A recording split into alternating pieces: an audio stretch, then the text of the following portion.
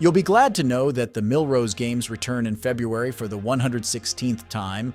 You'll also be glad to know that the 60-meter hurdles announced is stacked, the 60-meter field announced is stacked, but what you might not be happy to hear is that Fred Kerley is no longer going to have his 60-meter debut at the event.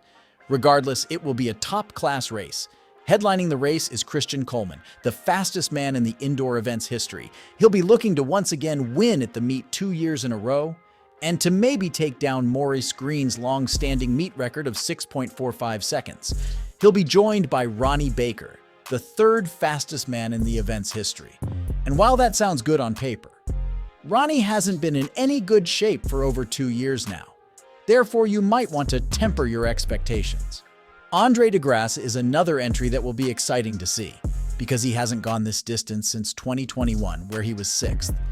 And with a personal best of 6.60, we can't really expect him to be much of a threat in a race you can almost bet will be won in the 6.4 region. A strong threat, though, could be Jamaica's Akeem Blake. This Jamaican has proven over the last season his acceleration isn't to be played with, even showing Coleman that when he beat Coleman to 60 meters in the 100-meter race at the Los Angeles Grand Prix, not to mention his best 60-meter is 6.42 seconds done outdoors. The only concern is that after his 9.89 run, he was not the same. And one has to wonder what version we will see show up at the Armory.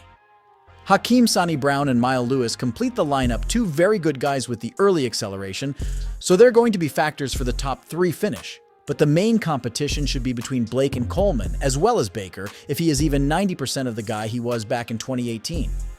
So on February 11th, brace yourself, because we will be seeing one of the better indoor lineups for the year, and if Fred Kerley does decide to join the lineup again, it will be even better. Baker was coming too, but C.Coleman will have had an idea of exactly how he wanted to come back, and I reckon it went something a little bit like that.